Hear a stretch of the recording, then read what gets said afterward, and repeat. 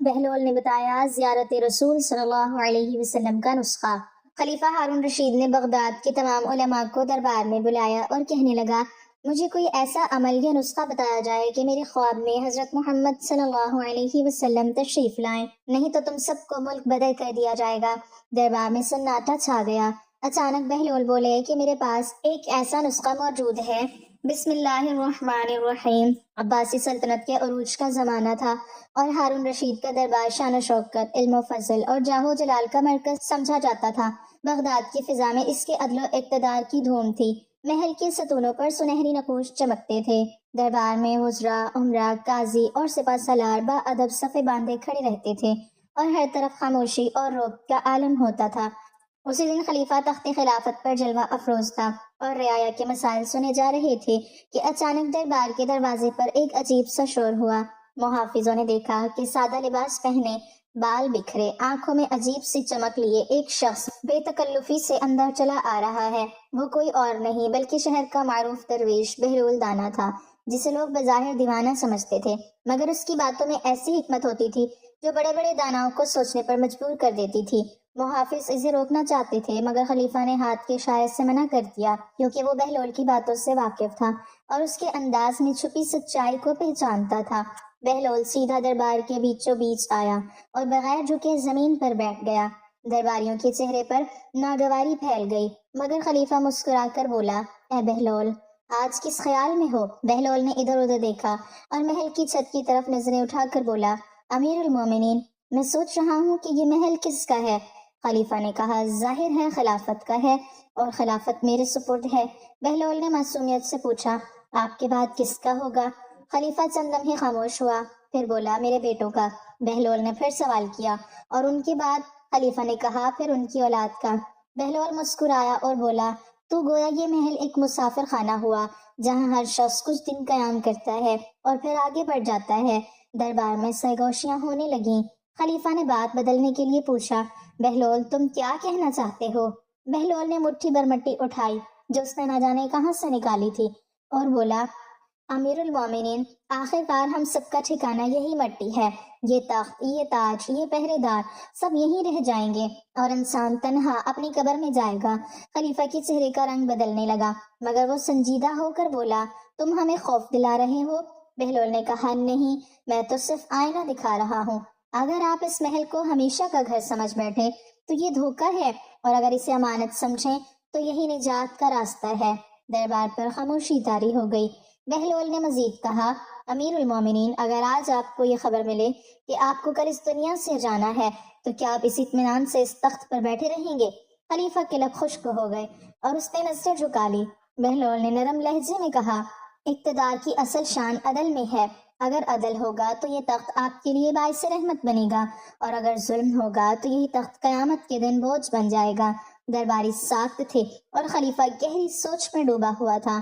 بہلول اٹھا اور چلتے چلتے بولا، امیر المومنین، دنیا کی چمک آنکھوں کو خیرہ کر دیتی ہے مگر دل کو روشن صرف آخرت کی فکر کرتی ہے۔ یہ کہہ کر وہ دربار سے باہر چلا گیا اور پیچھے ایک ایسی خاموشی چھوڑ گیا جس میں طاقت کی گونج نہیں بلکہ استحساب کی آہٹ سنائی دے رہی تھی۔ اور اسی لمحے خلیفہ کے دل میں ایک عجیب بے چینی نے جنم لیا جو اس واقعے کے اگلے مرحلے کی بنیاد بننے والی تھی۔ رات گہری ہو چکی تھی مگر ہارون رشید کی آنکھوں میں نیند کوسوں دور تھی۔ دربار میں کہی گئی باتیں اس کے ذہن میں بار بار گونج رہی تھیں۔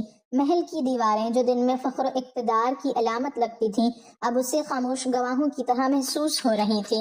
وہ اٹھا اور سادہ لباس پہن کر تنہا محل سے باہر نکل آیا، کیونکہ اس کا معمول تھا کہ کبھی کبھی بھیس بدل کر شہر کی حالت خود دیکھے، مگر آج اس کے قدموں میں تجسس سے زیادہ بے چینی تھی۔ گلیوں میں ہلکی ہوا چل رہی تھی اور بغداد کی رات اپنی خاموشی میں ڈوبی ہوئی تھی۔ اچانک اس نے دیکھا کہ ایک ٹوٹی ہوئی دیوار کے سائے میں کوئی شخص مٹی سے کچھ بنا رہا ہے۔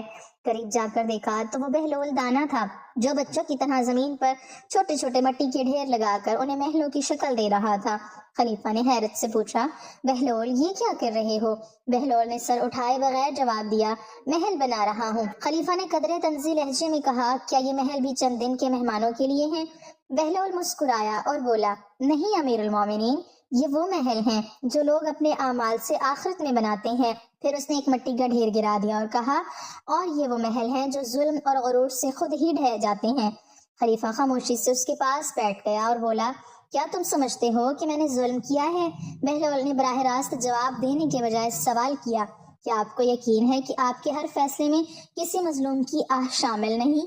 یہ سن کر خلیفہ چونک اٹھا اور بولا، میں تو انصاف کی کوشش کرتا ہوں۔ بہلول نے کہا، کوشش اور حساب میں فرق ہوتا ہے۔ قیامت کے دن نیت بھی تولی جائے گی اور اثر بھی۔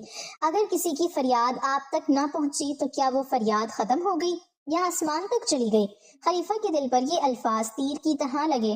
بہلول نے ایک اور مٹی کا محل بنا کر کہا، امیر المومنین، دنیا کا اقتدار اس مٹی کی طرح ہے، اسے جتنا مضبوط سمجھو ایک ہوا کا جھونکا اسے بکھیر سکتا ہے، مگر آخرت کا گھر نیت، عدل اور رحم سے بنتا ہے، اسے کوئی طوفان نہیں گرا سکتا۔ خلیفہ نے آہ بھری اور کہا، مجھے کیا کرنا چاہیے؟ بہلول نے پہلی بار اس کی آنکھوں میں دیکھ کر کہا، اپنے دروازے مظلوموں کے لیے کھول دو، اپنے خزانے کو ضرورت مندوں کے لیے نرم کر دو، اور اپنے دل کو تکبر سے خالی کر دو، کیونکہ جب دل نرم ہوتا ہے تو سلطنت خود مضبوط ہو جاتی ہے۔ خلیفہ نے محسوس کیا کہ آج وہ ایک درویش کے سامنے نہیں بلکہ اپنی ضمیر کے سامنے بیٹھا ہے۔ بہلول نے آخر میں مٹی اپنے ہاتھوں سے جھاڑی اور بولا، یاد رکھو امیر المومنین، اصل بادشاہ وہ ہے جو اپنے نفس پر حکومت کرے، ورنہ تخت پر بیٹھنے والا بھی اندر سے غلام ہو سکتا ہے۔ یہ کہہ کر وہ اندھیرے میں گم ہو گیا اور خلیفہ دیر تک اسی جگہ بیٹھا مٹی کے بکھرے ہوئے محلوں کو دیکھ رہا، جیسے وہ اپنی زندگی کے بکھرے ہوئے لمحوں کا حساب کر رہا ہو۔ اور اسی رات اس کے دل میں ایک فیصلہ جنم لینے لگا جو اس کہانی کے اگلے حصے میں ایک نئی امتحان کی صورت میں سامنے آئے گا۔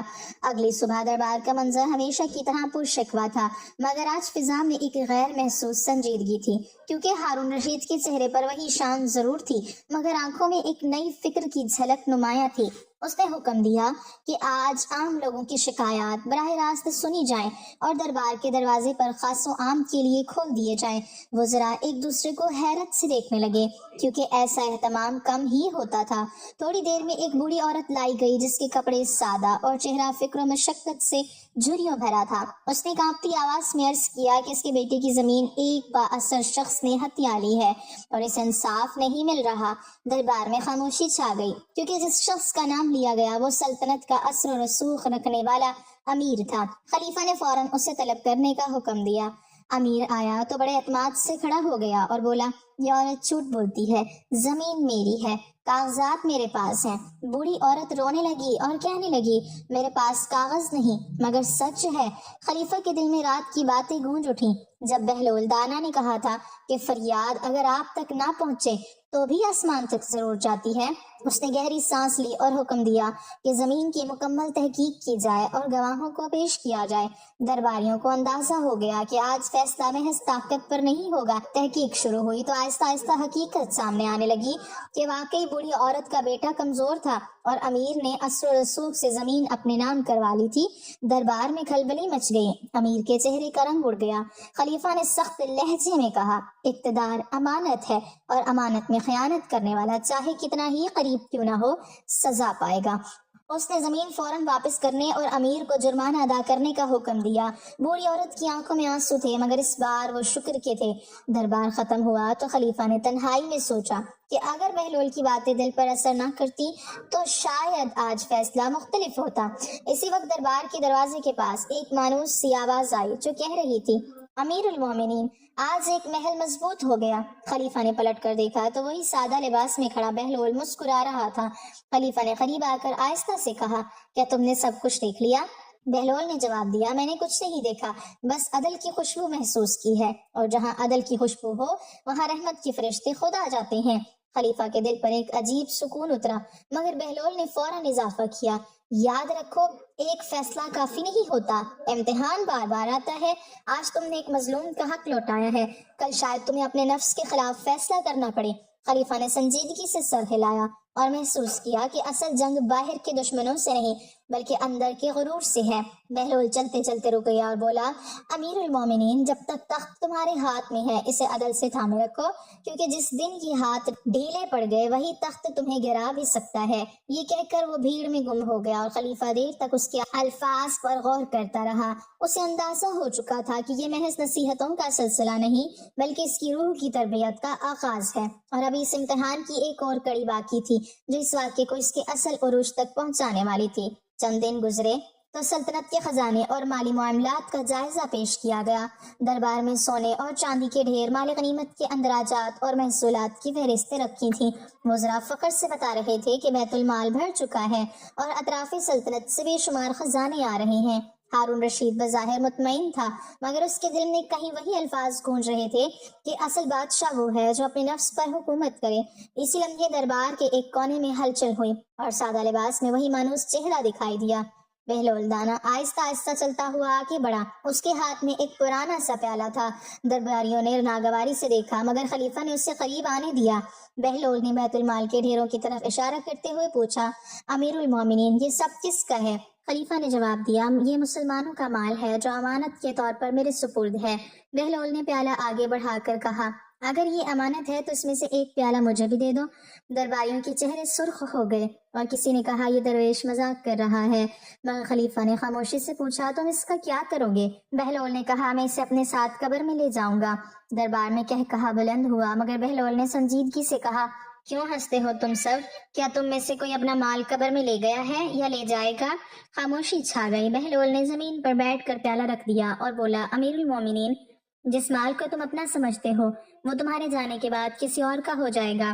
اگر تم نے اسے اللہ کی راہ میں خرچ نہ کیا تو یہی مال تمہارے خلاف گواہی دے گا۔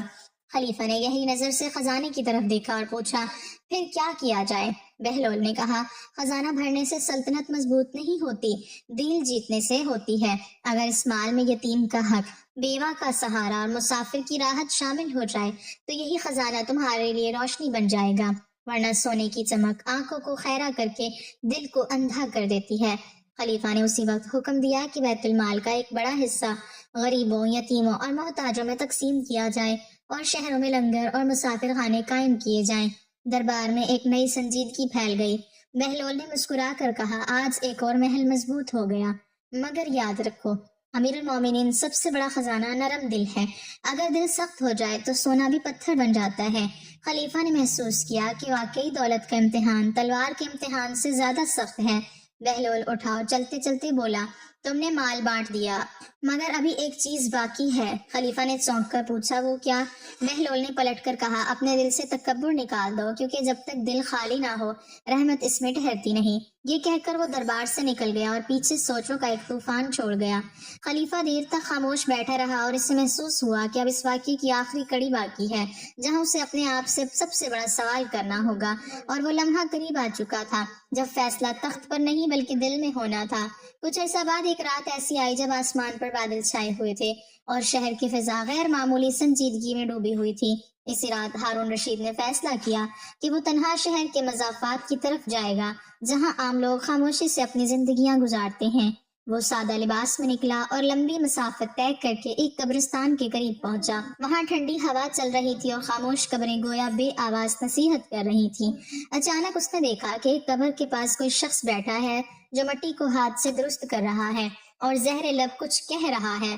قریب جا کر دیکھا تو وہی مانوس چہرہ تھا، بہلول دانا۔ خلیفہ نے آہستہ سے پوچھا، بہلول، تم یہاں کیا کر رہے ہو؟ بہلول نے بغیر چونکے جواب دیا، امیر المومنین، میں اپنے اصل گھر کی تیاری دیکھنے آیا ہوں۔ خلیفہ نے قبرستان کی طرف دیکھا اور کہا، کہ تمہیں خوف نہیں آتا؟ بہلول نے مسکرا کر کہا، خوف اسے آتا ہے جو خالی ہاتھ آیا ہو اور خالی ہاتھ جا رہا ہو۔ پھر اس نے ایک قبر کی مٹی پر اپنا ہاتھ رکھ کر کہا، یہاں وہ لوگ بھی سو رہے ہیں جو کبھی تم سے زیادہ طاقتور تھے۔